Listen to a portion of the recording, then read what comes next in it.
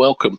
This has been a really popular subject. We've had over 250 people booked on this event, so it's clearly a subject that hits the spot for a number of people in terms of the sustainability agenda and the social value agenda, particularly coming through government and public sector organisations. So this is the agenda for the day. I'm Sean McCarthy. I chair the Supply Chain School, and I'm delighted to stage this event today because we've got some fantastic speakers.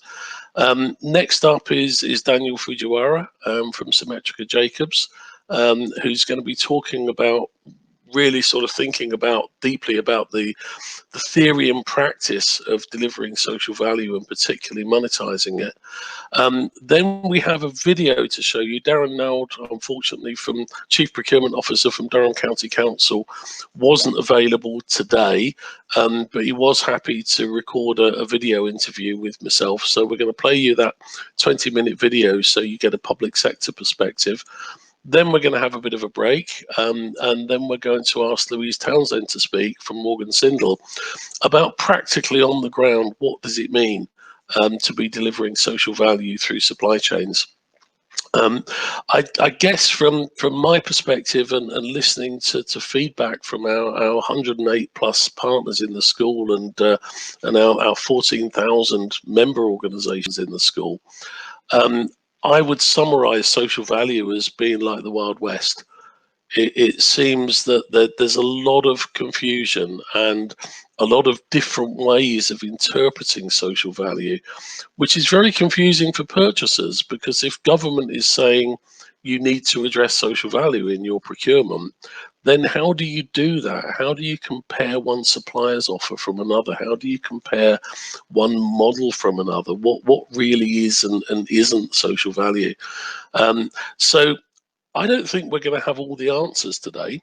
But I think what we will have is a really good debate from some people who really understand this in depth, and we can start the discussion about what this means. I think we'll have a really robust discussion around the issues today, and then look at maybe how we take things forward in the future. So I do hope you enjoy it. Do give us your feedback. I'm going to hand over to Daniel now, who's a real expert in this subject. So Daniel, over to you to run your presentation. Thank you. Thank you, Sean. Good morning, everyone. So I'm Daniel Fujiwara, and as Sean said, I'm CEO of Symmetrica Jacobs. So we are a specialist consultancy firm looking at quality of life measurement and social value analysis. And last year we were acquired by Jacobs Engineering Group, so hence we are now operating as Symmetrica Jacobs. I also have a teaching position or academic position at the LSE, where we do a lot of kind of the cutting edge research around social value measurement. And it's that research area that I'd like to talk to you today, and really set out what valuation means and how we actually value intangible things like improvements in health, reductions in crime, decreases in air pollution, for example. All of those things are important as part of social value measurement, but how do we actually attach a monetary figure to those things? That's what I want to tackle today. I'll take you through a bit of the theory. It's quite an in-depth kind of touching on technical issues presentation, and then I'll give you 3 or 4 case studies at the end just to see how it's applied in real life. So just as some background, social value measurement is now a core part of UK policy evaluation methodology, but also we can see that globally as well. And there's an emerging consensus now within academia, mainly within kind of the field of economics, but also increasingly other fields like behavioral science and statistics are inputting into this area. There's this consensus around what best practice is, and you can see that reflected now in the HM Treasury Green Book, which is our core manual in the UK for how to measure social value. And the Green Book's recommendations really just reflect the OECD, for example, but also what the UN and the WHO set out, and therefore we can see this similar guidance, really kind of widespread across all of these OECD countries. So the Canadian guidelines, the New Zealand guidelines I've got here, the US guidelines are all very similar now to the OECD and the Green Book. And at the core of all of these guidance, all these guidance manuals, is a method known as social cost benefit analysis. And this is really kind of now the best practice and the favored method within government. And we've been fortunate enough to be heavily involved in the development of a lot of this methodology and guidance. And you'll be aware of some of the new Green Book guidance that's coming out soon. We've been contributing as part of that as well. So we've been really working at the coalface of all of this and helping guide policy, as it were, in this particular area. So what is social cost benefit analysis? I mean, the name gives it away, I guess. So it's what we're trying to do is look at the benefits and the costs for the whole of society. And this method was developed about 250 years ago, so it has a huge amount of history. And because of that, a lot of research, especially within economics, which has really allowed us to fine tune the different methods and techniques that sit under the banner of cost benefit analysis. And we saw it really interestingly, actually, in France in the 1700s. There's a bridge that was being built between two towns, and the government decided to move away from thinking about what the financial savings are of building this bridge, or what the financial impact of the government is. And in that circumstance, they were looking at increased tax payments from connecting these two towns, and really pushing the envelope and starting to think about what are the wider impacts on society. So in addition to any increase in commerce, are there quality of life benefits to the individuals that live in the town because they become connected, for example? Does it give one of the towns more access to particular services? So they really started to think about these wider benefits. At that time, there were no methods available to be able to quantify those things and monetize them fully, but we've seen that develop over time. And so where we are now in terms of social cost benefit analysis is really a 7-step approach. So what we have to do initially is obviously specify what the project is. So, is it a bridge? Is it a new stadium? Is it a public park or a public space, for example? And then we have to think about the groups with standing. So that's just a fancy term for who are the groups or people that are going to be impacted on, or who are the stakeholders. So who are the users of the new park facility, for example? What businesses in the local area will be impacted on? Will it have an impact on the environment? We need to think about all of those different stakeholders. We then need to, as part of that process at the same time, really think about what the outcomes are. So is it more use? Is it that hence then better physical health, better well-being for individuals? Does it increase revenue for local hotels, for example, having this green space? We need to think about all of those different types of impacts. Then we start to get into the tricky area, which is measuring the outcomes. So in a quantitative way, if we're concerned with, for example, improved physical health by giving people access to some green space in a city setting, how do we know that any improvements that we see in health are because of the park and nothing else? They may have been doing lots of other things in their life at the same time. They may have been using another park. So we really want to know in a causal sense, what is the impact of what we're delivering? And that is a very kind of technical statistical question, which we won't get into here, but there are guidelines. There's a guidance manual called the Magenta Book in the government that we use to typically make these judgments and assessments around causal effects. Once we know the outcomes, we then need to monetize all of those impacts. So we need to put a monetary value on everything from employment up to clean air, for example, so that we can digest and compare all of those different impacts in the same way. We then aggregate all of those impacts across all of the individuals that are impacted on, and across all of the different types of outcomes. We then aggregate the costs of the intervention. So that's going to be the investment costs or the build cost of doing something, but also any negative effects are also known as costs. So if through the construction phase you are generating more CO2 emissions than would have than business as usual, that is a cost to society that must also be calculated as part of this equation. And then the final bit is kind of aggregating all of that up So the net social benefits are the benefits minus the costs. If that's positive, if that's greater than 0, there's positive social value for society. Or we can also look at a benefit cost ratio, which is a little bit like a return on investment figure. So you're dividing the benefits by the costs. And this will say for every pound that you're investing in this particular project, how much social value are you generating in monetary terms? And anything over a ratio of 1 is seen as having social value.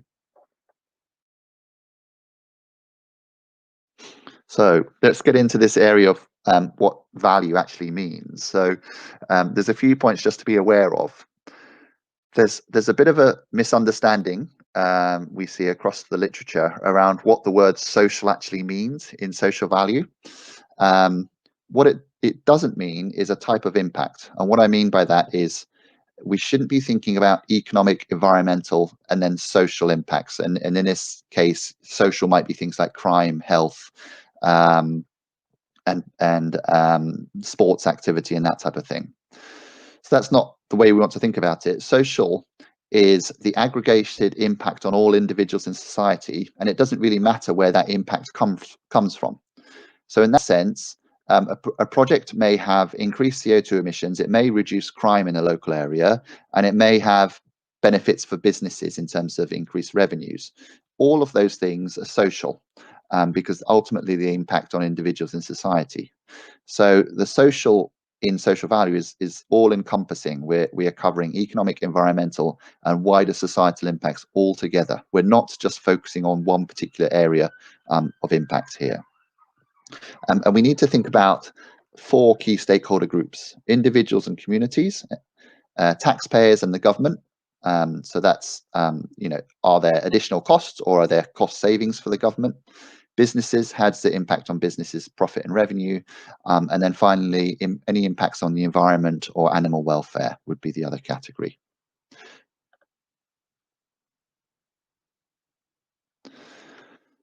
So the really key area is to think about 2 types of values that we can generate through investments in construction, through our supply chain, all of those kind of infrastructure related activities.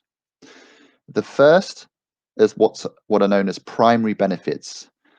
They're called primary because they are benefits directly initially to the individuals. Okay, so let's take that example again of building some public realm or some public space within an inner city. That could be green space, it could just be an area where people can relax, congregate, or spend a bit of time, for example. So a bit like a town square or something like that. So there are individual benefits, directly to people that live in that area or visit the area. Okay, and some of those might be financial related. So business owners in that area, there may be impacts on those individuals there. For certain types of projects, there may be an employment effect. So people might be having higher rates, higher salaries, for example. The people that are building that public realm may benefit financially by being employed as part of that project and receiving a salary. The really interesting bit, though, is the box in green, which is the non-financial benefits. Okay, so these are just examples that are things like impacts on crime, air quality, health, biodiversity, cultural heritage, all of these wider effects. So with that public realm, we might be talking about things like connecting communities, reducing loneliness. We could be talking about aesthetic value if it's a very, well-designed area. If there's some green space there and people are exercising, we might be having a value for physical benefits. So all of these non-financial benefits, they're not immediately cashable in any way. They are just benefits to an individual's quality of life. Also, there are going to be spillover benefits, and these are what are called secondary benefits. Okay, so improvements in people's health because they're now using a green space facility may end up in reductions in NHS healthcare costs. So that's an impact directly on HM Treasury, on kind of the financial coffers, as it were. There may also be increased in tax receipts. So if there's more business activity in that area, and there are more, restaurants and takeaway places and things like that that pop up, there'll be tax receipts, increased tax revenue for government. So these are spillover benefits for government and businesses as well. So the things that are in the blue box there, I just want to differentiate. They are typically already in financial terms. So there's no monetization. As long as you have the data there, it's actually quite easy to estimate what these benefits are going to be. What is the reduction in NHS cost savings, for example? What is the increase in tax revenue? Government or there are sources that will typically be able to that you can use to estimate that.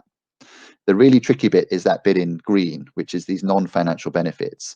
And this is where government at the moment, and you can see it within the Green Book, where all of the focus is going, because this is the new stuff that typically hasn't been assessed before.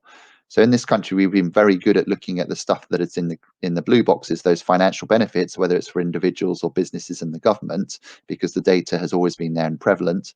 It's these non-financial benefits that are now starting to drive policy decisions, and we have a huge amount of interest in how we measure those and incorporate them into our assessments.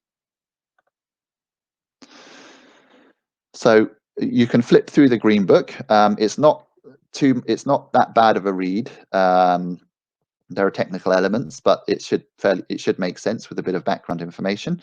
But on, I think it's page 40 or something like that, there's this graph in there that sets out the different methods that you can use to value these non-financial benefits. So one example is physical health. If we keep going with that example, how do we measure an improvement in someone's physical health?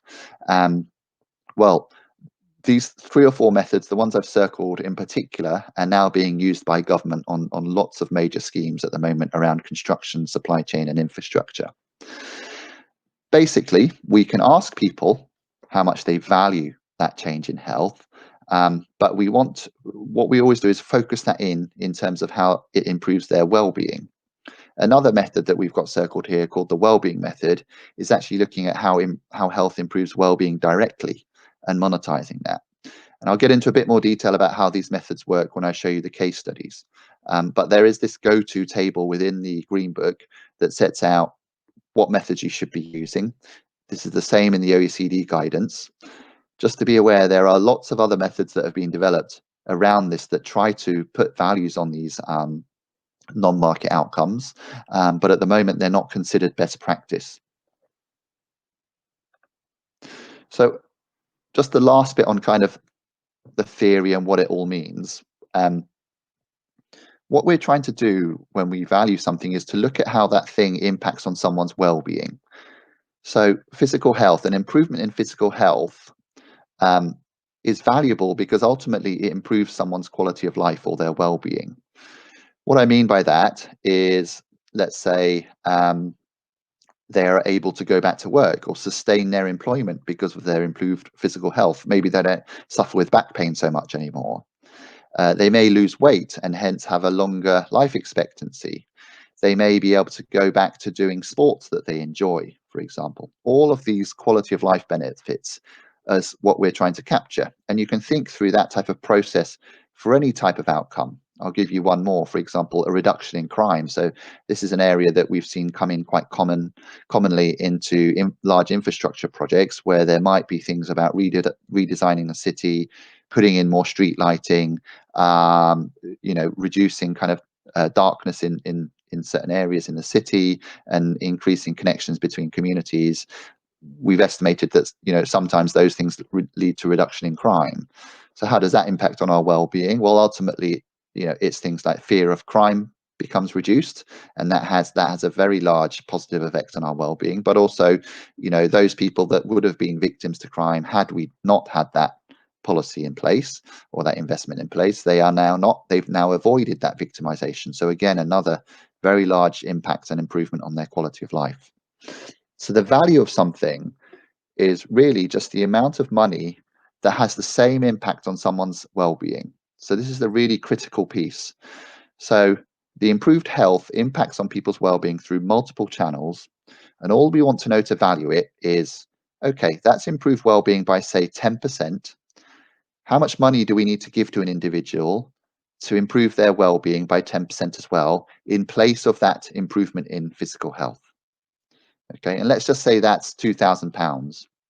What we can say there is that £2,000 and an improvement in physical health both have the same effect on someone's well-being, so they're equally valuable. And that's how we get to the value of something.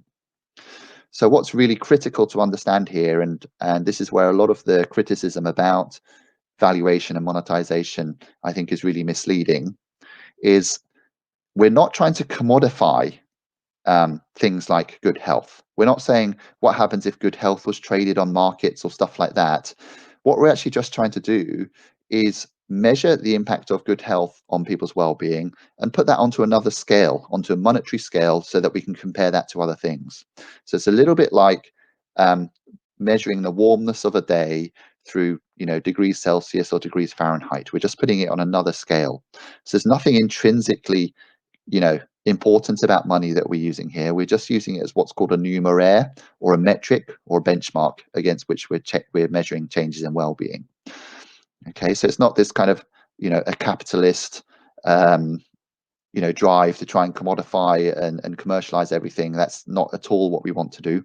We're just trying to assess the changes in well-being and monetize that. There are methods that don't monetize, and they just say it's led to a 10% improvement in well-being, for example, and that's fine. But the difficulty there is you can't ever compare back to the costs. So how do you ever know if a 10% improvement in well-being is worth £1 million of investment by the government, for example? To do that, you do need to monetize and value the well-being changes, and that's why cost-benefit analysis is seen as the as the main method. In the previous slide, I said there were other methods that have also been developed to quantify and value these types of outcomes. The reason why they are not part of the Green Book and these other guidelines, and hence not best practice at the moment, is because they don't target well-being. They do other things. They look at, for example, cost savings. So one example I've seen is, what's the value of free swimming lessons to a group of children, for example, in a deprived area. So the wrong way to go about that is to try and look at the cost of delivering those swimming lessons and assume that's the value. That's not the value. That's just the cost of delivering something. The value is the benefit or the change in quality of life for those children that participate in those swimming lessons. Okay, and this is where the Green Book methodology gets into, but other methods fall short of that. They don't really get to the full well-being change. So just in terms of sub-applications, the first method I will show you, and this is probably the most consistent or the most prominent method that's used at the moment within infrastructure projects, construction, those kind of major schemes run by government, is a method called stated preference. It was one of those things in the table that I showed you earlier on. So this method basically sets out a scenario to individuals in a survey and asks them their willingness to pay if it's a good outcome, or willingness to accept compensation for a bad outcome, to keep their well-being constant. So how much is the maximum you'd be willing to pay, or how much is what is the amount that you'd be willing to accept, for example, in compensation for poorer air quality, such that your well-being is held constant, the same as it was before the air quality started to worsen. So that's why this kind of theme of well-being runs through all of it. So we typically set out what the investment's going to be, what are the outcomes that we expect from that. There's a lot of research that goes into that. And then we'll administer these surveys with large samples in the population. And probably the most prominent one that we've worked on, or the most famous one in the public eye at the moment, is the A303 at Stonehenge. So we worked on this over the past 3 years now. We ran a large stated preference study to look at the wider benefits of removing the A303 from the World Heritage Site and having a tunnel there instead. So the tunnel would start before the World Heritage Site and come out after the perimeter of it. The benefits of it, there are multiple benefits. There are also risks involved in it, but the benefits are effectively reducing noise pollution, reducing air pollution, improving visual amenity, improving the visitor experience of the stones, maintaining the stones because you've removed all of that pollution and vibration and road noise from the stones, reducing rat running in local areas, and also making the World Heritage Site complete again, so people can wander and walk through the whole site rather than having this kind of road intersecting it. So we looked at those benefits in a stated preference study, And we surveyed around 5,000 people from the local area, visitors, but also the wider population, about how much value they place on removing the road and having a tunnel. There's a segment of that population, or the sample, that wanted to keep the road as it was because they felt there's too much risk in starting to dig under the World Heritage Site and removing the road, for example. So there are a bunch of people that wanted to pay to keep the current road as it is. That's their preferred option, but they were outweighed by the value that people place on actually removing it and preserving the stones and having all of those benefits I've just spoken about. So I've just split this into the different areas, but if we look at the economic impacts, these are things like journey time savings, getting people to work quicker from removing this road and having a tunnel. That's worth about close to £800 million over the life course. This is about 50 years of the project that we're looking at. The costs of the tunnel, or the scheme which are building the tunnel, are about 1.7 billion. So those economic impacts on their own are nowhere near the costs of it. So if we're just looking at the economic impacts, we wouldn't undertake this scheme. The wider kind of societal impacts that we looked at, so all of those things about heritage preservation, noise reduction, pollution reduction, were worth a further £1.3 billion to society over 50 years. If you use these Green Book methodologies correctly, you can then add together the social impact values with the economic or business related values. So what we get to is about just over £2 billion of social value, okay? And we can compare that now back to the scheme costs. So under what I call the full assessment, which is all of the benefits added together, there are net social benefits, which are worth £363 million over the course of this project. This is a BCR of 1.2. That's just basically around 2 billion divided by 1.7 billion. This says that every pound that you invest in this scheme, you're going to be generating £1.2 billion of social benefits. And we did lots of sensitivity analysis around this. And this is probably our most conservative estimate that we had. So on paper, it suggests that we should go ahead with this scheme. There are then lots of other details and constraints that you need to think about, around the capacity for organizations to be able to do this. Can the government afford this scheme? But just the social value assessment on its own as part of the business case is showing that this scheme would generate social value. And this was a key driver behind the decision last week by the Department for Transport to go ahead with this scheme.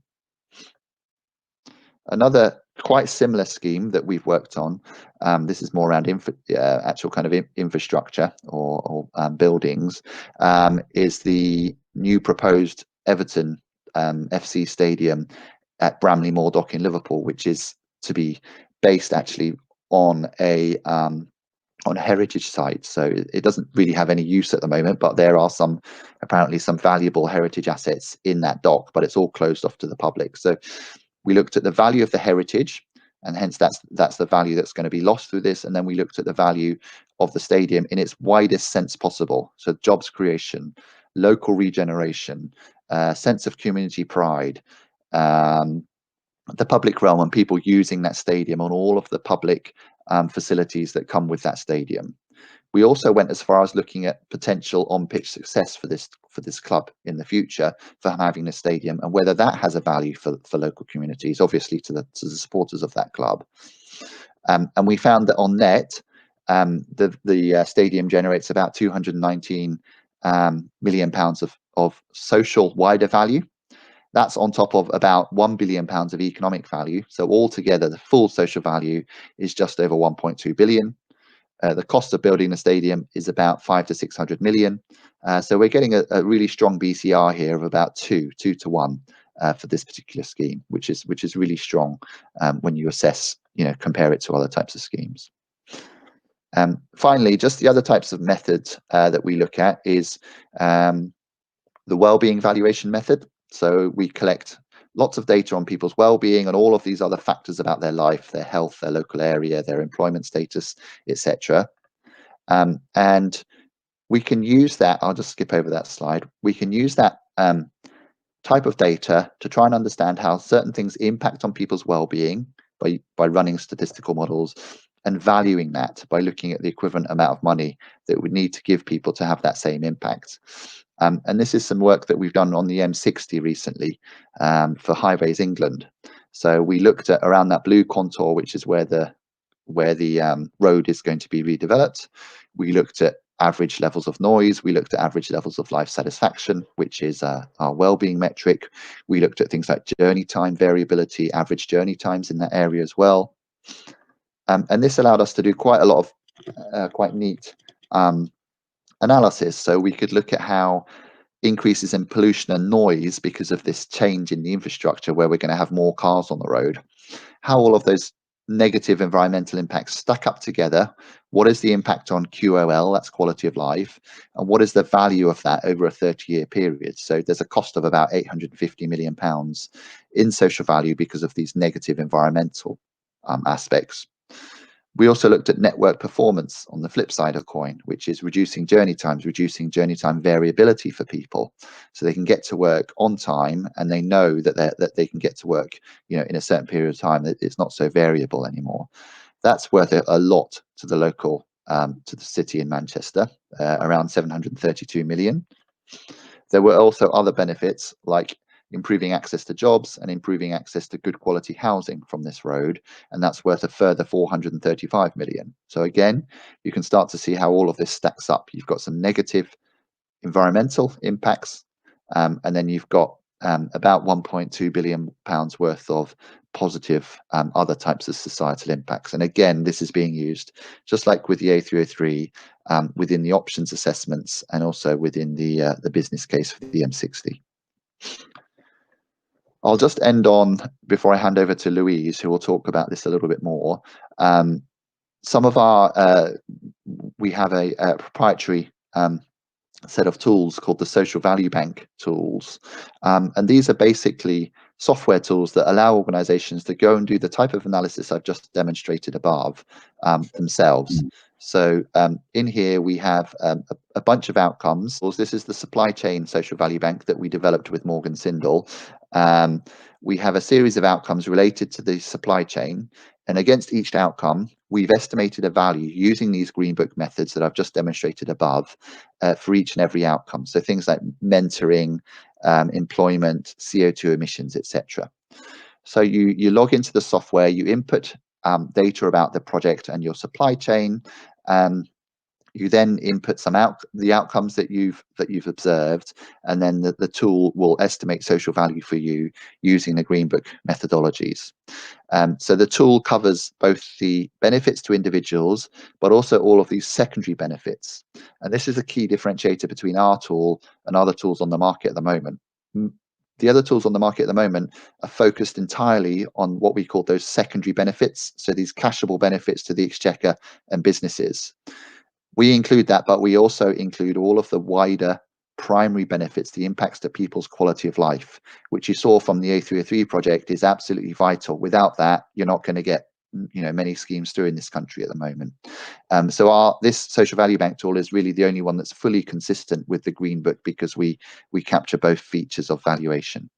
And these are, you know, there are quite a large number of outcomes in there, but these are the kind of the outcome areas that we cover. So employment, employability, skills and training, health and safety, lots around the environment, community engagement, and kind of you know, giving to local communities, that type of thing, and things like local multiplier effects and supply chain events as part of procurement. So you collect data and put data around that. And this is effectively just a few screenshots on what the tool looks like. So you can put some data in about your project. You then start to work through those lists on the left-hand side there, putting in data about each element. So you put in how many people you're employing as part of it. You then say how many people you've got on apprenticeship schemes, your health and safety record, the environmental record, for example, and that can all be captured within this tool. The other USP about this tool is that we've got all of the values are differentiated for different regions and different types of people. So the value of a job is worth more to someone from a deprived area in Middlesbrough than it is for someone in Kent or London, for example, and that's all reflected in the values. And then the tool will give you real-time social value estimates the projects that you're running, and you can download these types of reports from it.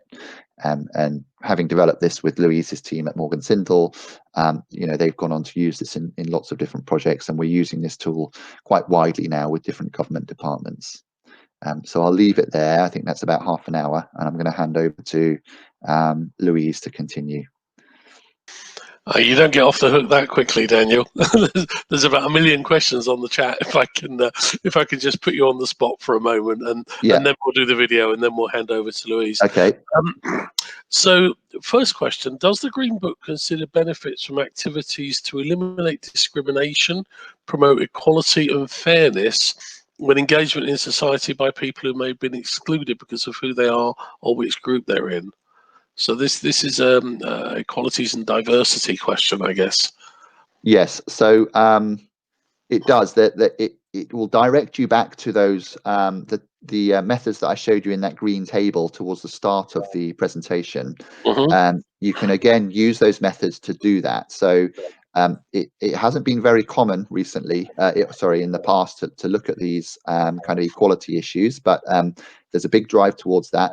And actually, as part of the M60, and also as part of the A465 and some stuff that we're doing within the Northern Powerhouse policy investments, we've developed a model around looking at inclusivity, whether that's based on ethnicity, income, gender, all of these different areas, health, for example. So it's an area we're starting to look at, and we're starting to incorporate that. And there's actually values that you can develop. Some of the time it's just a quantitative assessment of have you got more people from a particular background in the workforce, but you can go one step further if the data is there to actually value that, and you'll typically find that the value of doing that is higher than bringing someone in from the workforce who isn't from that kind of more disadvantaged background. Okay, so because I think the key message that I'm taking away from this, and I've learned a lot, it's all about the impact on people. Ultimately, it boils down to the impact on individual people. Yes. A quick question: are you happy to share the slide deck? I'm sure lots of people are asking that. That's fine. Yes. You went through a lot of really interesting theory there. A couple of questions about valuing the value data about people, and there's a couple of questions with a similar sort of theme. How do you gather the value data? E.g., 10% well-being increase is worth £2,000 to an individual. Is that done by questionnaire? How do individuals ascribe an amount they would pay or be quantified for? So I think a couple of people would like a little bit more insight on that piece of it, if you could. Yeah. So I presented today 2 different methods, and they take a very different way of doing about it. So let me just go through those in turn and just give a bit more detail. Hopefully that will clarify things. The first one I showed, which was the method that we used on the A303, was there was no data in the UK that can tell us whether preserving those stones impacts on people's quality of life. That data just doesn't exist. So in that particular circumstance, we administered a survey that we created ourselves to 5,000 people, in a representative sample of 5,000 people, and we told them about the World Heritage Site at the moment, what the stones are like, the archaeological value of that site, and the effect that the road is having on the stones and people's lives. We then said, if we were to remove the road, will that impact on your quality of life? And it was an open question. It was something that people had to think about. We then said, if it does benefit your quality of life, no matter how small, would you in principle be willing to pay additional road tax or another form of taxation to implement the change, i.e. get the road removed and have the tunnel there instead? So we try and make it as realistic as possible. And some people will say, I care about it, but I don't want to pay anything. I can't afford anything. Some people will pay quite a large amount. There are a few people that are willing to pay, £200 or £300 to do that. But typically, we're getting people saying, I'll pay £15 a year or something towards additional taxes. And then we get people on the other end of the spectrum who will say, I want the road as it is. I know it's intrusive, but I think it's the best option, and I don't want to pay anything for it at all. Actually, I would have to have compensation if you go ahead with this. So we're relying on people being able to digest that information and give us a reasonable value for something. So it's kind of almost setting up a scenario, like a market scenario almost, where we're telling them this change is going to happen. Do you want it? And if so, will you be willing to pay for it? And there's lots of methods that we have within the survey where we try and reduce potential behavioral issues in there. So we try and make it incentive compatible. We try and look for very extreme results and things like that. So if we get someone saying they don't care about the stones at all, but they're saying they're willing to pay £1 million, there's something very wrong there, and we'd adjust that. So there's lots of things that go on in the background, but that will give us a value per individual, and then we aggregate that. The other way, sorry, this is quite a lengthy response, but that's okay. The other method that we have, which is what we use on the M60, was actually sometimes there is data that correlates well-being, people's well-being, with the particular intervention we're looking at.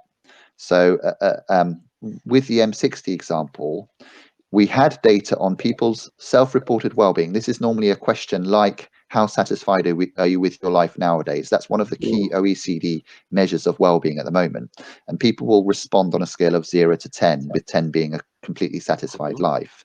We could actually see from pollution data around the M60 that where there are higher levels of pollution or noise due to the traffic, there was a statistically significantly lower level of life satisfaction for people in those areas, controlling for everything else. So with that data, we can actually see how fluctuations in things like traffic noise, transport noise, fluctuates, and how that impacts on people's well-being. And there we could say, okay, there's a 10% decrease in well-being for every 2% increase in noise, for example. So that's a different area of data. That's using government data that's already there. And it's often just a case of choosing which method is the best given the policy at hand and given the type of changes that we're talking about.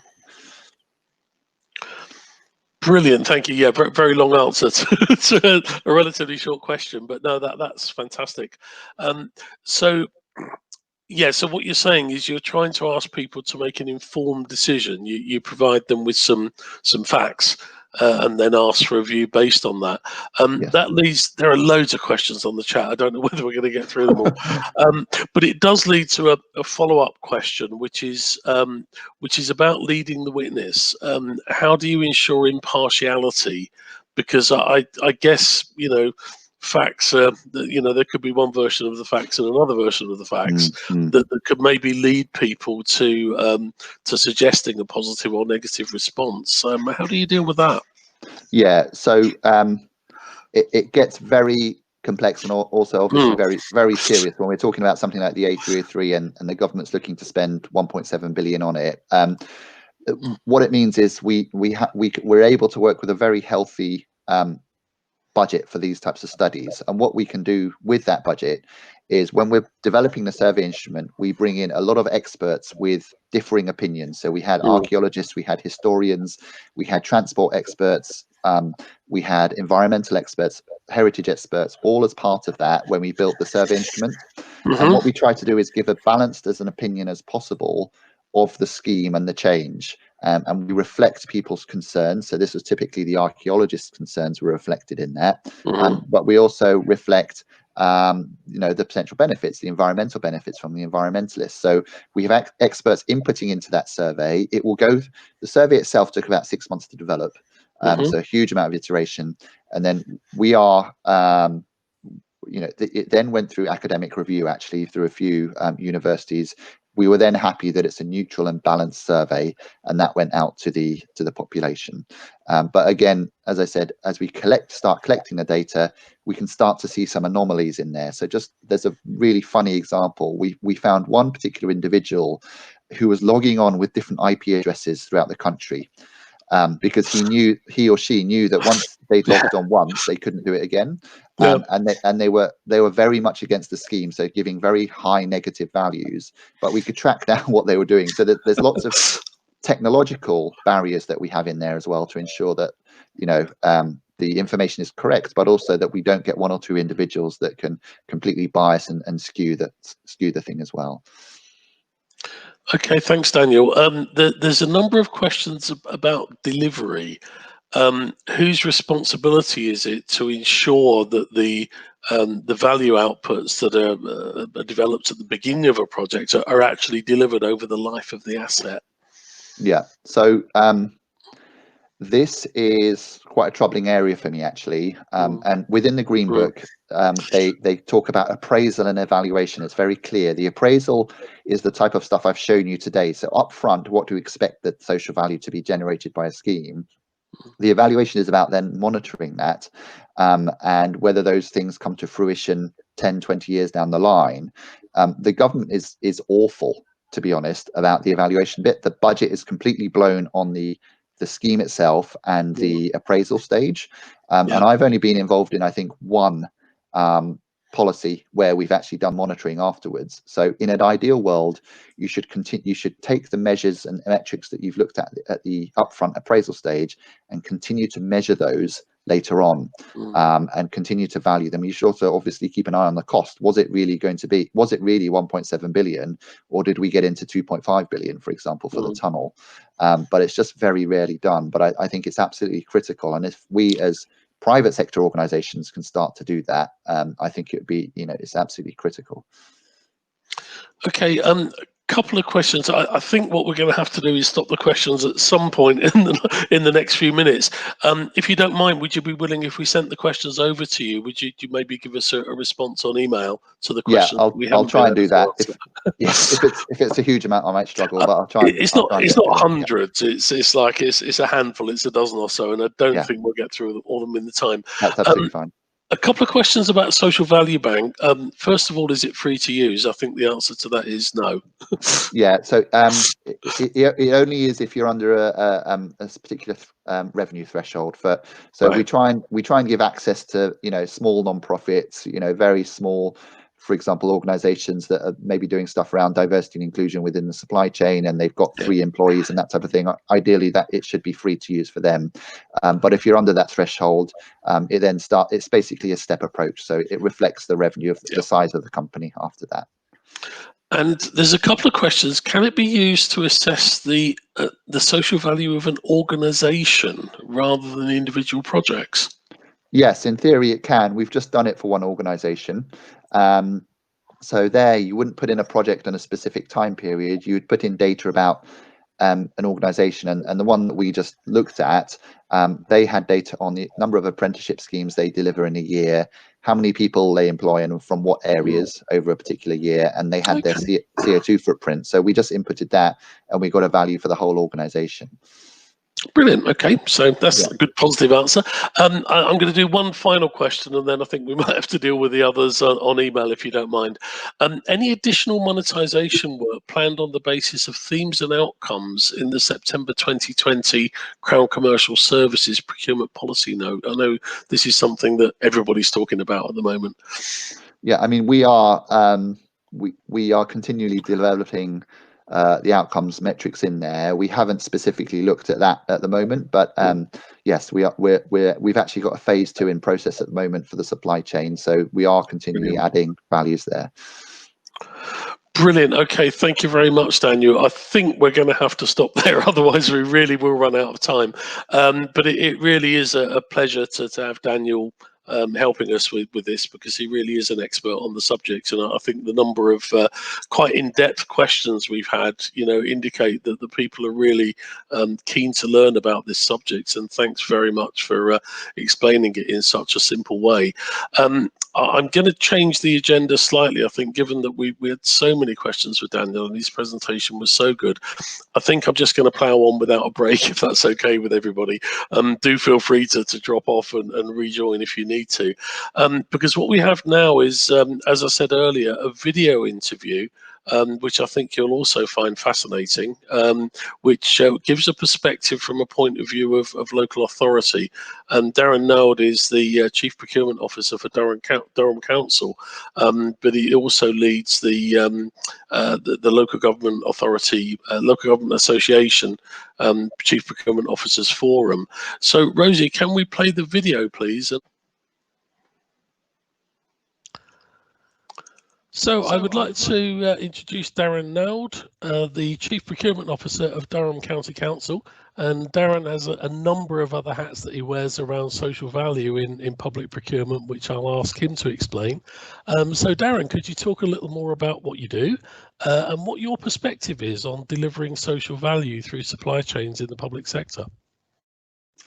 Hi, hello everybody. Yeah, Darren now, Chief Procurement Officer at the County Council in Durham.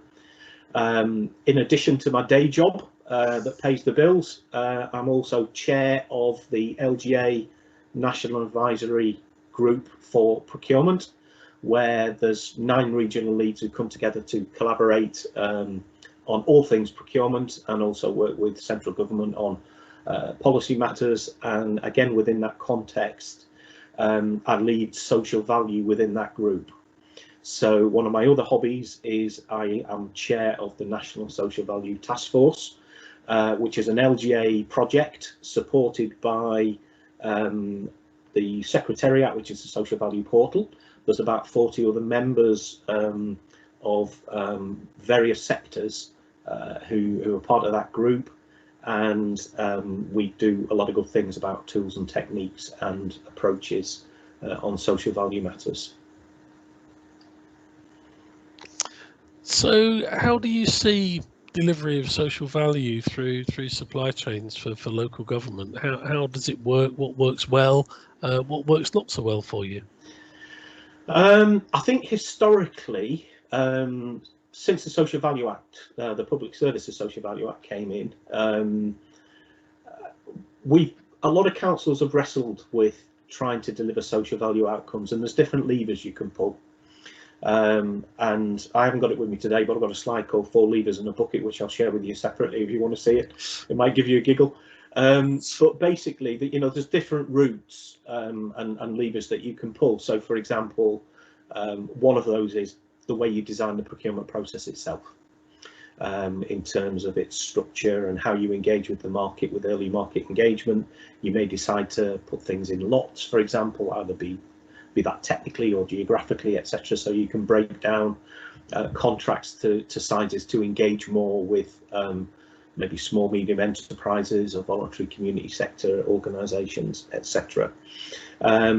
Another way, obviously, is by checking the supplier's DNA in the so-called supplier questionnaire that we use, which is standard across public sector procurement, so that you can have a look back of the market and the bidders to see whether they are the types of organisations you want to do work with, because social value is in their DNA. There's obviously another lever in terms of specifying things. So you may find, for example, by in-depth market, early market engagement, you may find out that actually there isn't a great deal of differential between certain things, and you might actually want to specify things. So, for example, a real example of that in the past is where we were putting in place a banking services contract for the council, about 300 schools, police and fire. And it became quite apparent that the banking industry was trying to improve its reputation with the public at large following the banking crash. They all had budgets to deliver training and education in schools, so we didn't include that in any evaluation criteria at all. We just specified it. You will deliver, as part of this banking services contract, 200 hours per annum going into primary schools to teach young children about money matters. So I knew that would happen. Somebody's just tried to get me on another call.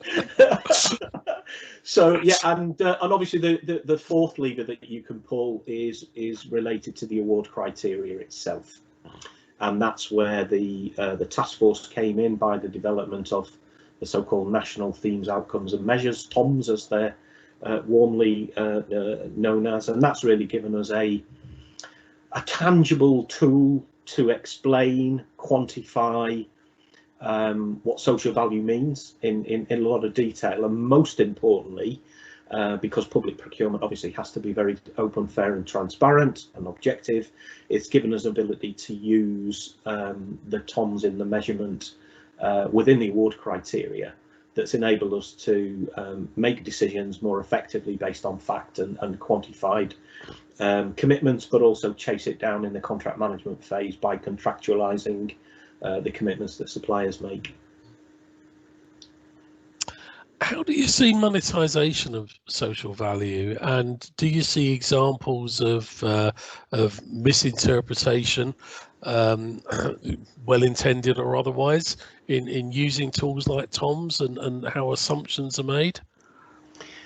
I don't think there's a misinterpretation, because the tool's very robust. I think the tricky issue, and this isn't just a social value thing, this is a contract management thing, in terms of the fact that suppliers make commitments, contract management activity can sometimes be variable in certain organisations. So whether all of the benefits are fully realised really is down to the attitude, endeavours and further that you pursue your contract management commitments with your supply base, be that, you know, as fundamental part of the specification, what you expect, or whether the social value commitments in themselves. And, you know, one could argue, if you're poor at contract management, not only will your contract not perform, then the benefits that suppliers have committed in social value will also not be realised. So it's really important to pursue that, hence my 4 levers and a bucket. The bucket is make sure you chase the bits down into the bucket, otherwise why bother trying to get commitments and contractualise them in the first place. I think there's a reality been experienced during the COVID period where suppliers most genuinely made commitments on social value for contracts that quite legitimately could not be delivered. So if you, for example, that banking services contract, for example, is probably a good example. If a commitment is made to go into primary schools to teach children money matters, and the government won't let you go into primary schools to teach kids money matters, what do? You, well, if the schools are closed.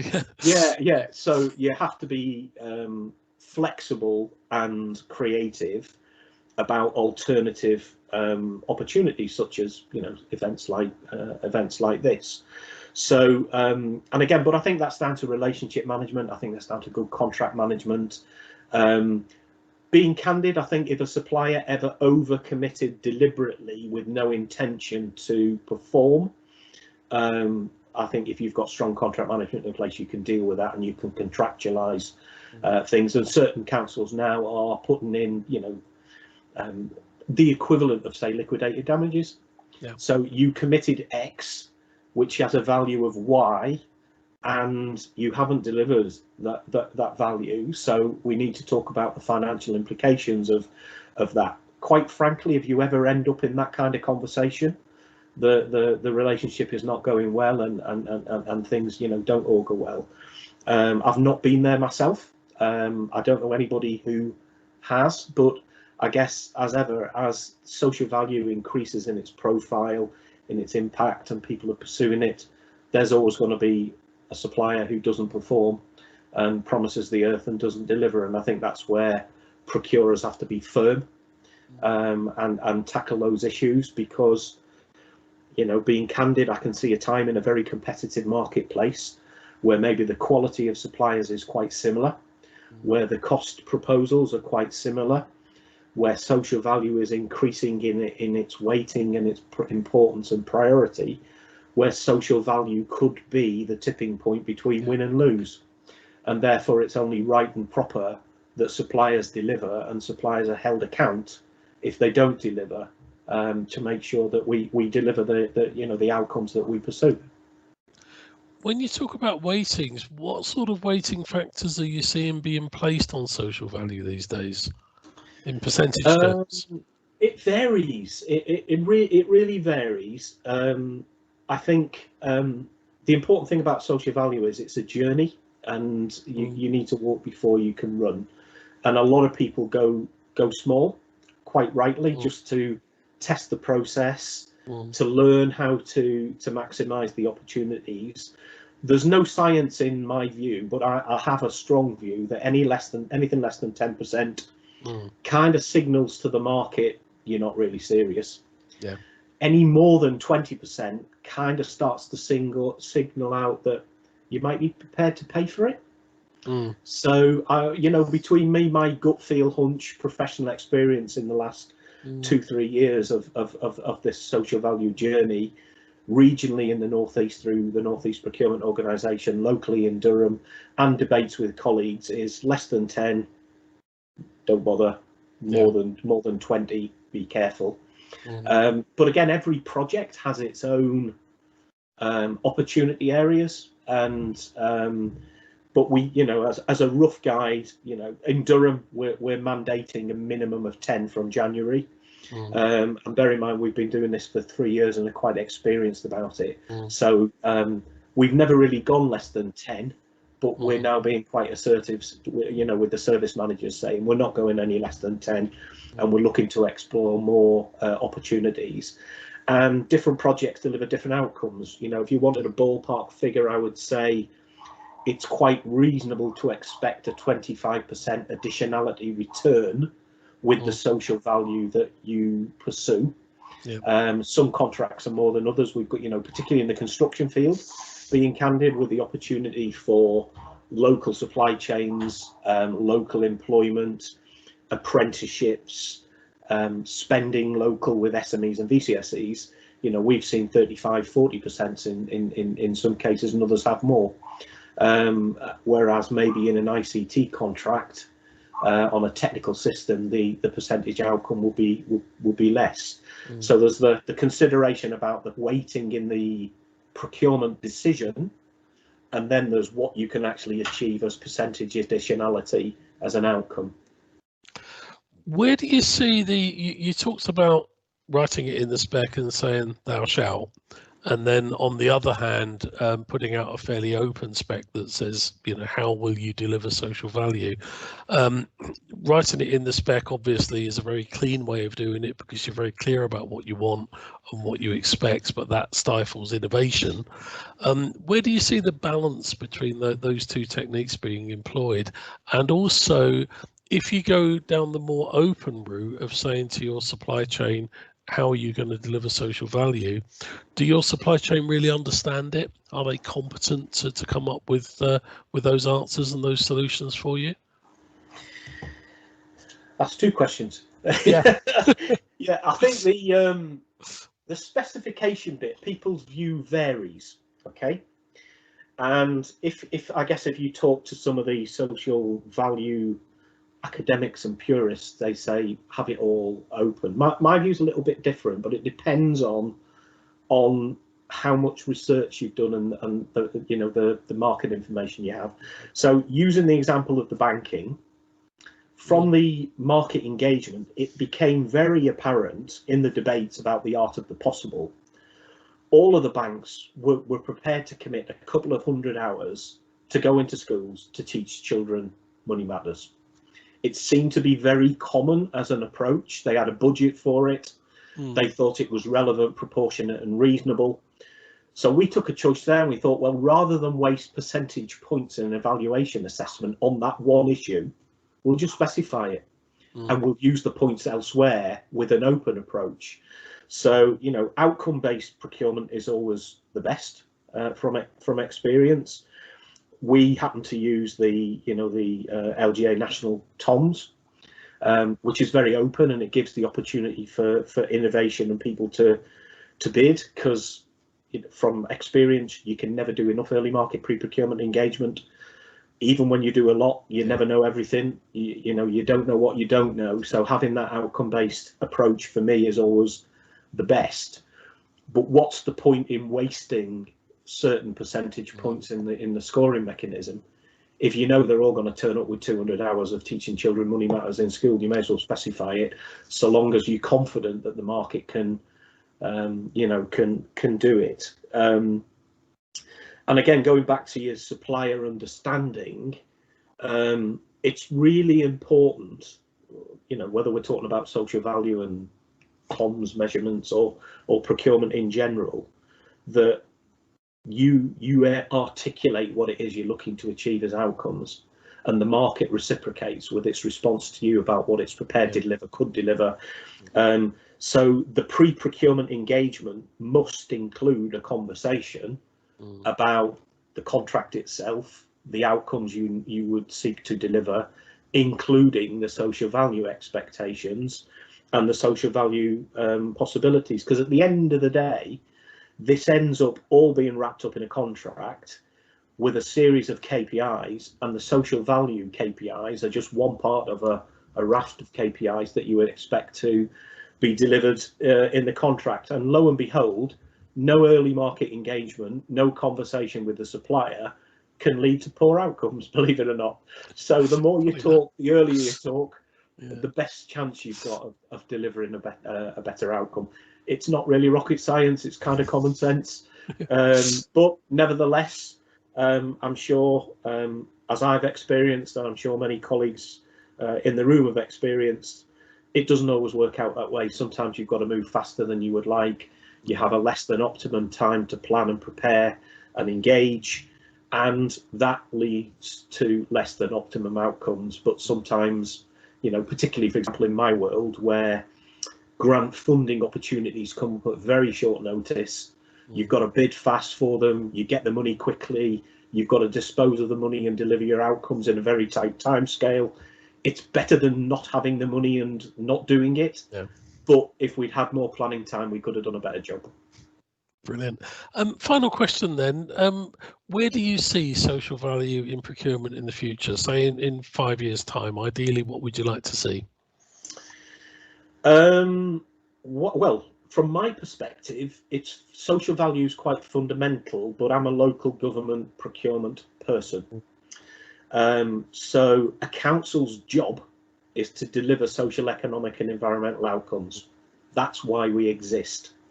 So if I'm not considering social value when I'm using my procurement spend, and I can't evidence how that's achieving the corporate objectives, it isn't a strategic procurement matter. I'm just buying stuff. So I think for me, it will increase in focus in local government. I think also, and this is something I'm exploring locally in the Northeast and in County Durham particularly, is what I refer to as place-based procurement. Social value is very high in profile in local government, but one could argue maybe in certain other public sector partners, be that health, be that education, be that police, be that fire, be that other maybe local anchor institutions that are in your locality, or even the church, who've got a lot of land actually to do good things on. Whether they see it as the same priority as I do is debatable, and that's something I'm trying to pursue. So I'm trying to set up networks with all the other Darrens in the locality in County Durham to pursue that. And I think COVID has the opportunity is very ripe at the moment. COVID has encouraged people to collaborate out of necessity, maybe people who have not collaborated before, and actually a lot of good things have been delivered.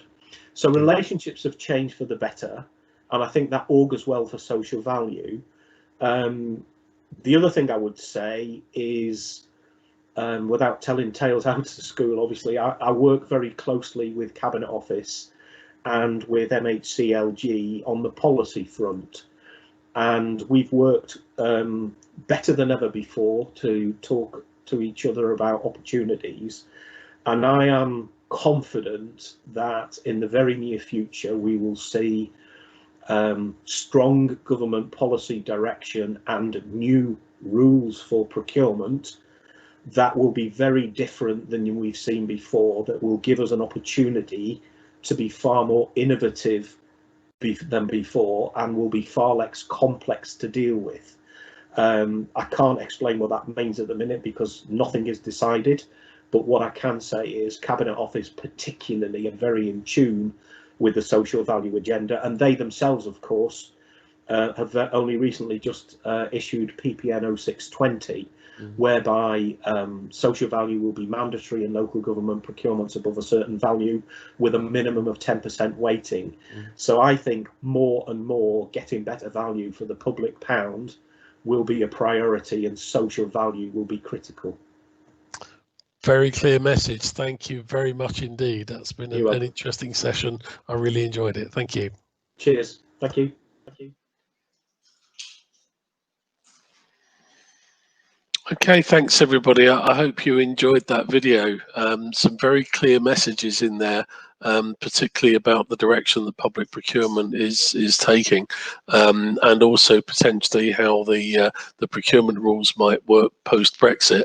Darren did actually share a few more insights off camera that we're not allowed to talk about at this point, but I think his general guidance around the focus on social value and also the simplifying of the procurement rules when we leave the EU is a very powerful one.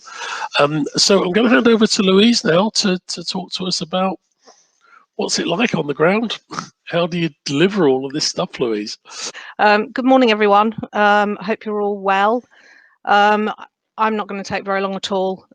Really, the agenda for me is to talk about how confidence is growing in the delivery and reporting of social value.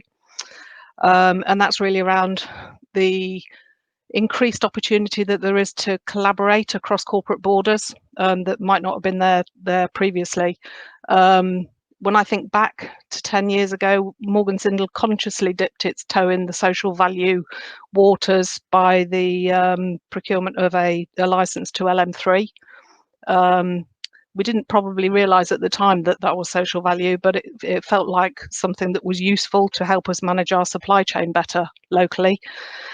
Then I'm going to just give you a little bit of oversight and insight into how we deliver social value at Morgan Sindall, and then just a little bit about monetisation in the context of the construction industry. So there's been quite a lot of talk about this already this morning. In September 2020, Crown Commercial Services put out a procurement note around the improved or more focused measurement of social value, and the key themes around that procurement note were response to COVID-19 in supporting the reduction in inequality and supporting climate emergency across the UK. As part of that procurement note, there was a minimum 10% weighting, and already we're sort of seeing some governmental campaigns and projects and sort of changes or enhanced focus on things like climate change. There's the Kickstart programme, which government announced recently, that is designed to support young people into sustainable careers, that kind of stuff. There's also some green shoots of validated onshore offset mechanisms that previously haven't really been available to the construction industry. So all in all, it's a way more confident voice than it was 10 years ago. You know, 10 years ago, people were saying, what is this strange social value thing? And now people are saying, oh, we understand this in the context of the service that is being procured from us. And we know how to do it. So that's great. So how does Morgan Sindall deliver social value? Well, it's a fairly simple and straightforward four-step process, really. It's not, but it is. For us, social value is about collaboration in procurement, and our whole strategy is really designed around that. So when on a project delivery, we have something that we call the social value charter that maps to the outputs of the social value bank, and we design that social value charter with the client so that we know that we're delivering the social value to their own requirements and the requirements of that community, rather than just saying this is a one size fits all. We did quite a lot of work to our design management standard about 3 years ago, and there's now a significant number of social value signposts within that design management standard that helps us to embed social value requirements and potential outcomes into the design of the buildings that we're delivering. Once we've done that, we have something then that we've called the responsible procurement framework, and this embeds those social value requirements into our subcontract procurement activity. This was kind of designed on the basis that all tier one contractors, not just Morgan Sindall, but we are directly responsible for delivering between 10 and 20% of everything that we deliver for the client, and the rest of that is delivered by our supply chain. So if if we're making those promises to our customers, then we are duty bound, and it's morally right that we share those promises with our supply chain. If we don't tell them what we've promised to deliver, then how can they possibly help us to succeed? And the final part of the process is the monetisation reporting of the social value outcomes against that original social value charter, so that we can benchmark our own performance against what we originally promised. So why did we elect for the Social Value Bank? Well, Daniel will probably tell me off because I'll get all the words wrong, but I'm going to go for it anyway. So we really loved the fact that the Social Value Bank measured the outcomes of what we do rather than the input value of what we do. I think Daniel's probably talked quite a lot about that previously, so I won't embarrass myself or anybody else anymore by trying to explain that. But for us, it was really important that we were measuring and reporting the outcomes of our inputs rather than just putting a financial value to, or a monetary value to our inputs. It measures more things in a different way. So we're currently measuring well in excess of 80 metrics that are all interrelated and deliver an enhanced output for us. As far as the tool is concerned, it's online, so we've got real-time access at any point. I could press a button now and report to whoever the monetized social value of everything that we're delivering, and within which metrics that monetization is happening. So it enables us to see where business units are performing really well, which enables us then to look at things like the strategies that we're putting in place to deliver things like apprenticeships and supply chain diversity, that kind of stuff. So it's helping us to identify where performance is creating a greater impact. What was really important to us is that we didn't overclaim anything. I think one of the things that was just really important that we're not overclaiming, and I think through the work that Symmetrica did for us, it's achieved that. It takes account of things like so it includes the counterfactual and takes account of disbenefit and opportunity cost as well. So it's not just it's a rich result rather than being something that's two-dimensional and wouldn't necessarily stand up to scrutiny. What was really important for us, because we're national, is that we could reflect better to the locality where we're reporting to. So the fact that the Social Value Bank is geographically sensitive is really, really useful and very helpful. And oversimplistically, that means basically that the value of an apprenticeship in one part of the country will be, or could potentially be, very different to that same apprenticeship in a different part of the country. And I guess the most important reason why the Social Value Bank is because it aligns to the Green Book, as Daniel's already described. It uses the same valuation methodology, and it identifies the key stakeholders for social value as defined, I think, in the Green Book, of the environment, individuals, businesses and government. And it puts a value to the relation, the sort of the interdependency of those four stakeholder groups. So if we're creating a value for an individual, then there will be an additional benefit to some of those other stakeholders too. So that's why we chose the Social Value Bank. So on the screen you can see an example of the same project that we ran through two different tools. And I think in the context of the construction industry, as Daniel's already said, we selected the Social Value Bank because it's driven by the same methodology, valuation methodology, as HM Treasury Green Book. And for us in Morgan Sindall, the value of monetisation to our customers is really that it is to build on the capital investment. So that monetisation process and the output from that needs to be as closely aligned as it possibly can be to the valuation methodology that is applied at the capital investment business case point. So I don't know whether you can see the values on the screen very well, but the social value bank output is the document on the left, and the document on the right is from one of the other tools that's commonly used in the market.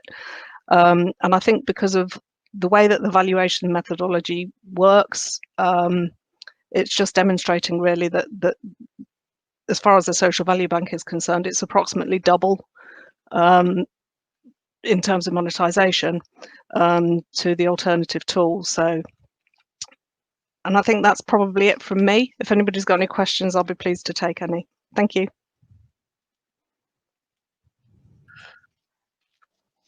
Thank you very much, Louise.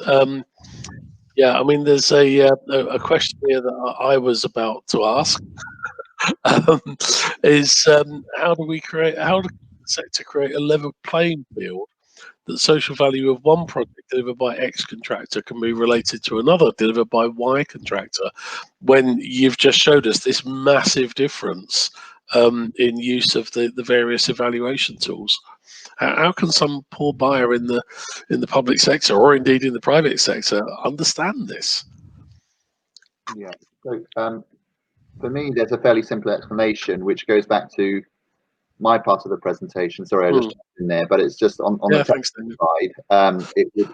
It's that with things like Tom's framework, they are only focusing on the secondary benefits. So if you remember, those benefits to the exchequer and businesses, which misses out, as you've seen on Louise's example, at least half of the value. And so what we're capturing is the value to individuals' quality of life of having employment, or going through an apprenticeship scheme, or having lower CO2 emissions, all of these additional things.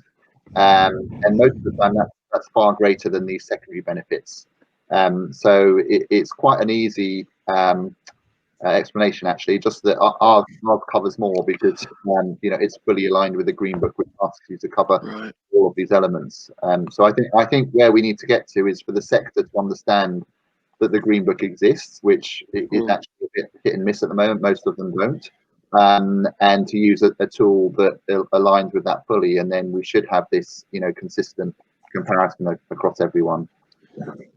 Okay, thanks, Daniel. I mean, obviously, we need to say here that you have a tool, and National Toms is another tool, and effectively a competitor that Darren was mentioning.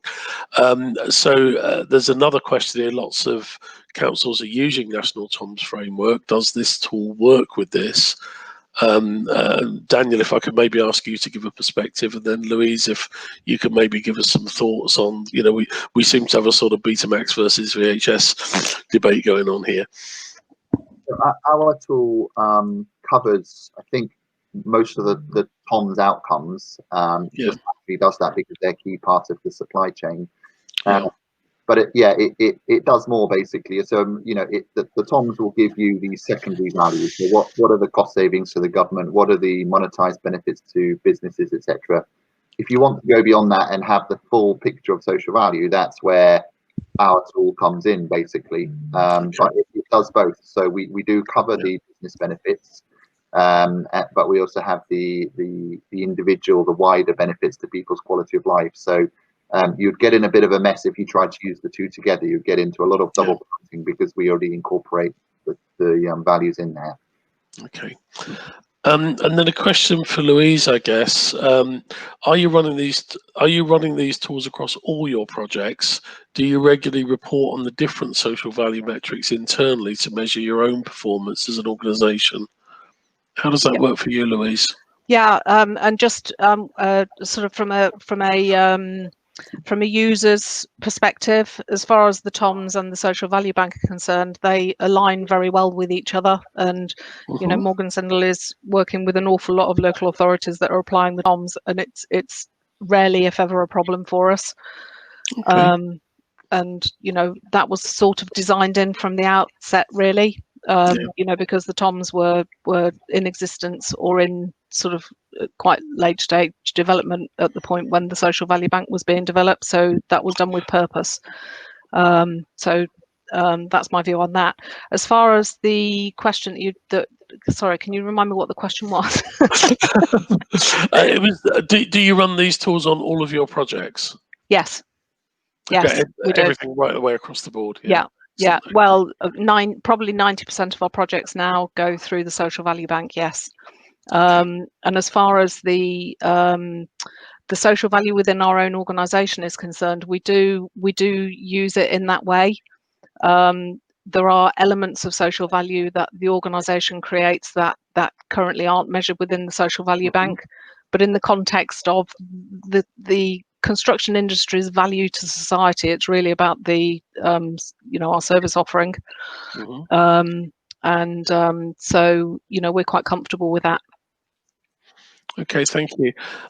There's a question here that I'm not sure we can answer, but can you give any guidance on the cost to use of the tools to measure social value? Where can we find a list of options and tools to measure alongside Symmetrica? As far as I'm aware, I don't think a sort of an independent evaluation of the various tools on the market exists. I don't know, Louise or Daniel, if you can expand on that. No, I don't think so. No, and I mean, we've got our own prices and tiered structure that we can send, but we don't really know the ins and outs of the other tools. It'd be hard to do. Of course, yeah. Okay, so that's. But Louise, can you enlighten us on that? Are you aware of information? No, I mean, the only comment that I would make, I suppose, is that where customers advocate or mandate a tool that's alternative to the social value bank, then typically they would fund that. Right, yeah. Okay, so from your perspective, social value bank is what you use as standard. Yes. And then if a customer asks you to use something different, you would ask for the customer to pay for that.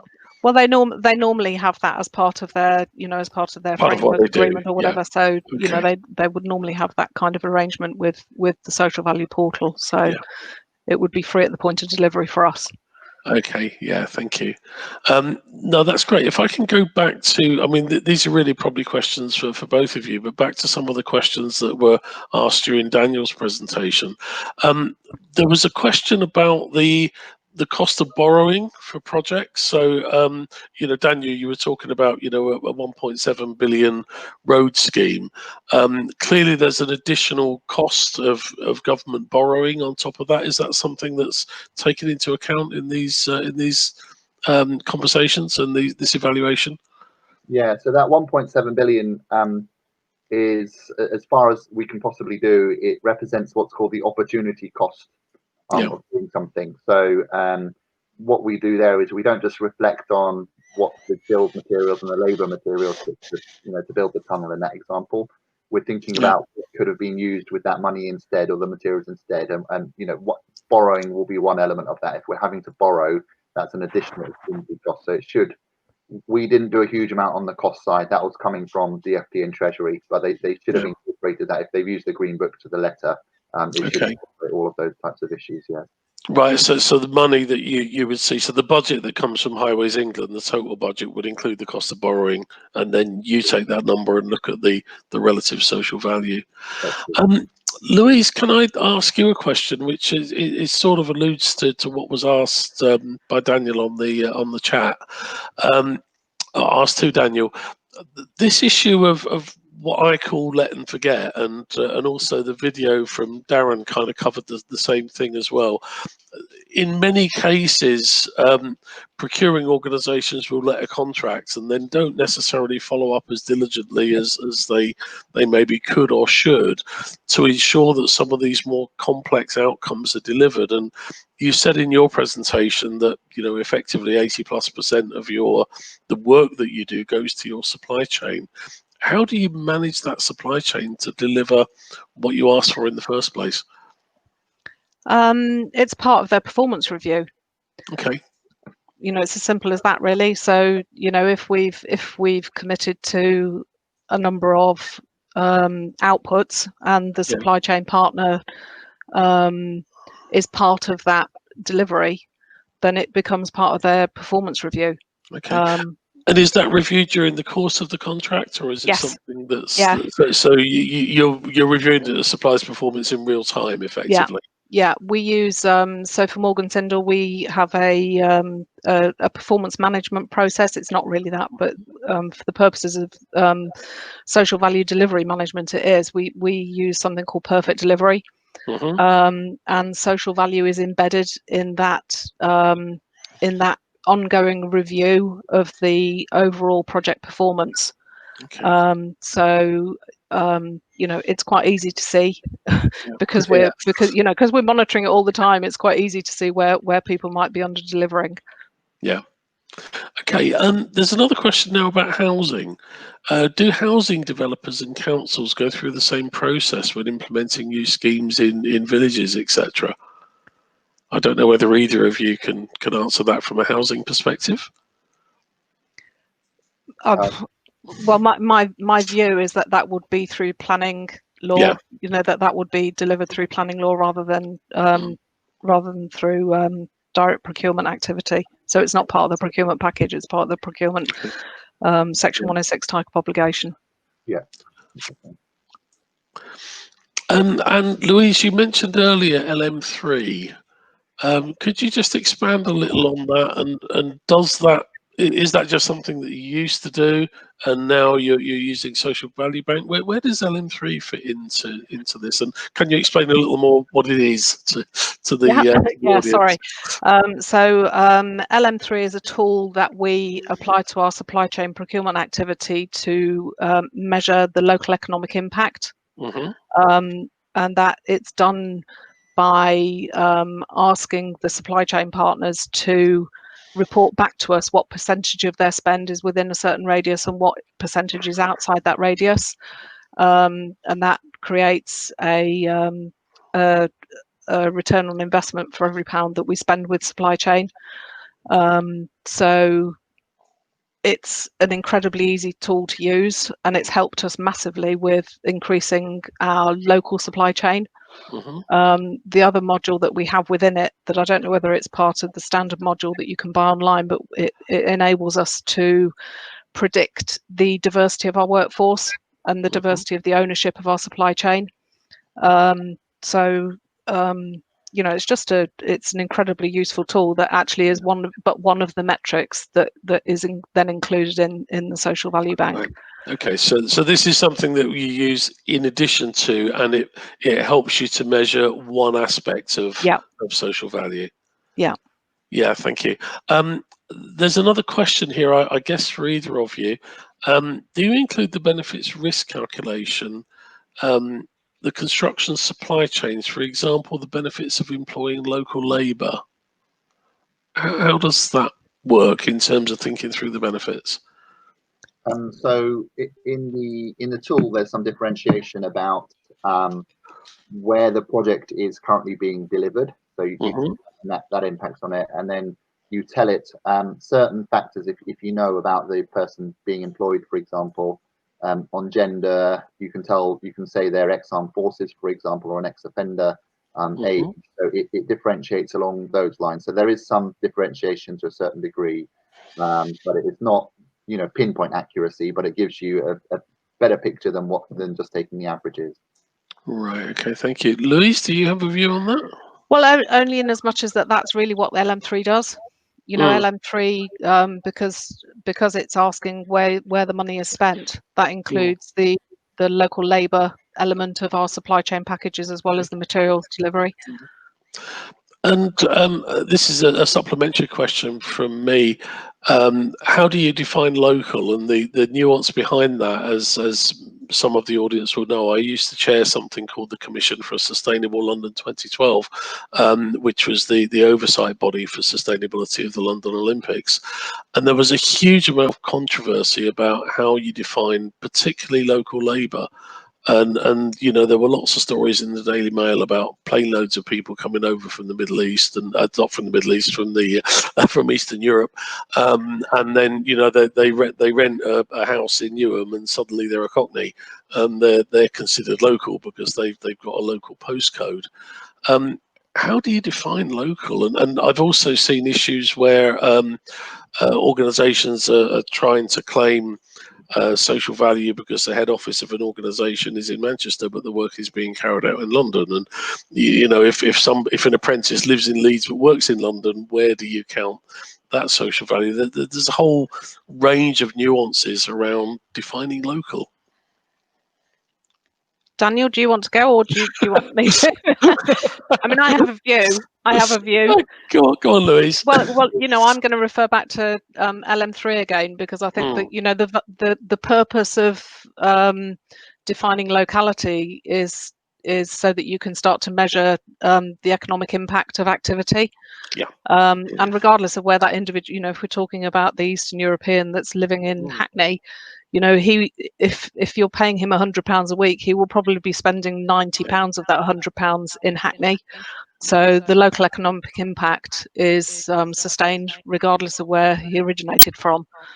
I appreciate that there is some nuance to it, and I think you know, it can become quite mischievous.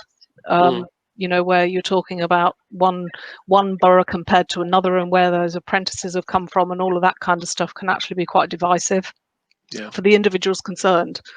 And you know, if you're talking about an organisation like Highways England, for example, well, their locality is the whole of England, because that's, you know, that's their purpose, is to improve the well-being of the English population. So it's very nuanced. Daniel, do you have a view on this? Yeah, I mean, we typically, it's really for the user to define them. I mean, we can guide them. There are issues that our main concern is around double counting and that type of thing, and displacement. So for organisations to think around whether that's actually an additional job or you've just taken that from another region, and hence they've you know, a negative aspect, and we talk about that in the guidance around the social value bank. But it is up to really the data inputter, as it were, to think through those issues and you know, to think through that kind of locality issue themselves when they put the data in, and make that, you know, once they've got the results out. Yeah, thank you. I mean, it was a slightly mischievous question, because I know there are kind of no right or wrong answers, and certainly on the Olympics, I would take the same view as Louise expressed. If people are contributing to the economy of the region, then does it matter whether they're migrant workers or not? But the sort of political backlash that I had from that, of course, the whole purpose of building the London Olympics in East London was to regenerate the community in areas where there was intergenerational unemployment, a lot of social deprivation. So somebody coming in from Eastern Europe and you know, renting a place in Newham or Hackney was a contribution to the economy of that region, but not necessarily to the people who may have had access to those jobs. But there was an awful lot of work to upskill people and to take people out of unemployment as well. And I guess, Daniel, from your point of view, the way that you would measure the social value of taking a previous long-term unemployed person into the workplace would generate quite significant social value. Is that correct? Yeah, it just depends on that individual's characteristics, kind of background characteristics, and whether you have that information. You can just alternatively put in, you know, you've got one additional person into employment, and it will take the average value, but it's nuanced to a certain degree. Yes. Yeah. A couple of other questions appearing on the chat. This is one specifically for Daniel. How do you manage those non-financial benefits that don't have guidance within the Green Book? How do you look to capture data within it when there is no industry standard? So the Green Book doesn't mandate anything in particular for a particular type of benefit outcome. It mandates a methodology or a series of methodologies, around 5 or 6 different methodologies, which in theory any of them could be applied to measure any value. Once you've become you know, fairly expert or fairly kind of au fait with the different methods, you'll be able to see that certain ones are better than others. So in theory, whether it's diversity and inclusion, environment, biodiversity, crime, you know, nuclear decommissioning, whatever the issue is, Mm-hmm. methods in the Green Book have been applied before and they should be applicable. So it's just a case of being, acknowledging those methods to a certain, enough that you can apply them in different circumstances. Yeah. Okay. Thank you, Daniel. So there's lots of questions appearing on the chat. Does Morgan Sindall or similar main contractors report back down their supply chain some of the social value a project has achieved by supplier?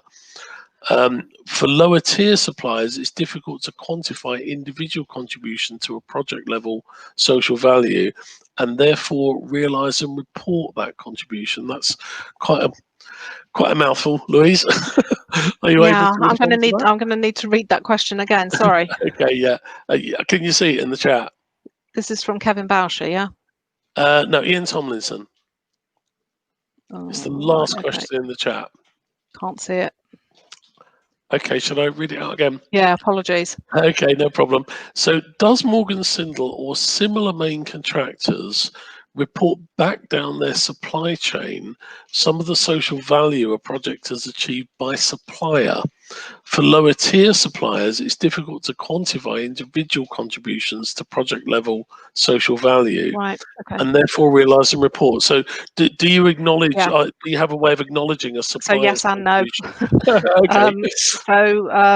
Part of LM3 provides the contributor to the LM3 project with a certificate to say what contribution they've made from an economic growth or economic activity viewpoint. As far as the more general social value reporting, no, we don't do that at the moment, but it is something that we're looking at because it's a contribution that they've made. I mean, implicitly we do, because it's part of our performance. It's part of our performance reviewing of supply chain partners. Okay. So implicitly we do, but they don't get a certificate, or they don't get a you've created this much social value type stuff. So I would say yes, but could try harder, probably. Thank you. And I guess there's a couple of comments there on the issue of local. And Liz Holford, hi Liz. The issue of local is not typically about a place of origin of the person, but their place of permanent residence. On London 2012, some people were being counted as local when they just rented a room in the local borough for a few nights a week, and I would certainly concur with that. That's that definitely happened. And then from Kevin Boucher, accept the situation be local or not can lead to mistrust in any social value calculation by those who may be disadvantaged. And I think this is this issue of, if you're counting effectively migrant labour as local, I don't know whether that's something you can monetize or value, but the issue of trust within local communities is very important. I don't know if either of you have got any thoughts on that one. We've looked at trust before. It's not in the supply chain tool, but we've looked. We did some work for the Cabinet Office around big society and that type of thing. I think that's the terminology they used back then. But within that, we looked at things like community trust, social capital, those types of things. And yes, we have public values around that. We don't have anything specifically to back to your point around kind of migrant labor and that type of thing, and any trust issues there. But we've looked. There is a positive value for having obviously trust in the local community per se. Okay, thank you. And then there's just trying to find this. Sure, and I would say, sort of from a Morgan Sindall viewpoint, it would be very rare for us to go shouting from the rooftops about the monetized social value that we've created associated with any of our activities, because it's intangible and largely irrelevant to individuals within society, and could almost be seen to be designed to create mistrust, because where is that money? Yes. So so it's something. I mean, I think we've all gleaned from from Daniel's presentation and yours, Liz, and hearing from Daniel that this is a complex issue. I mean, Daniel did a beautiful job of explaining it in terms that we can understand. But the other issue from your presentation, Liz, is that Louise, sorry, is this is nuanced. It's, you know, each project, each region, each area will have a different definition of social value. There isn't a nice 6x6 matrix that you can tick and say, I've delivered social value because I've delivered these boxes. It actually requires thought and effort and understanding of the communities in which you operate. Yeah. Sean, I'm just going to put my email address in the oh yes, please do. Yeah, box, because I'm conscious we're running out of time, and if anybody yes, wants to pick up any other questions separately with me, yeah, brilliant. I'll be happy to do that. Yeah, if we don't mind, one more question for you, Louise, and then I'm going to close. Do you benchmark your suppliers on their social value contribution and weight your own tenders according to these metrics? Yes. You know, so you do this supplier appraisal, and that feeds into. So we have within our supply chain process, we have sort of performance metrics, and those are assessed kind of annually, biannually, through 360-degree reviews, stuff like that. Yeah. But the responsible procurement framework that I alluded to in the presentation does exactly that. You know, it basically heat maps the risk and opportunity within the supply chain partner's ability to deliver. Yeah. So, you know, if we're delivering 3 million cube of concrete, then we're probably not going to ask that supply chain partner to deliver apprentices. We'll ask them to reduce their carbon and water and traffic management and air quality instead. So yes, absolutely, we do that. So it's very much prioritised by sector. Yeah. Okay, I think we're really going to have to wrap there. It was an absolutely brilliant conversation, and thanks very much to the two speakers, and thanks to Darren for his contribution by video. It's clearly a popular subject. I think at peak we had close to 150 people on the call, and you know, that's a very key message for us in the supply chain school, that this is a subject that's of interest to our members and to our partners. So we'll certainly be following up, and you're getting lots of thanks and compliments on the chat box. So thanks very much to our three speakers, 2 live and 1 recorded, and thanks to all of you in the virtual audience for joining us, and enjoy the rest of your day. Thank you very much. Thanks everyone.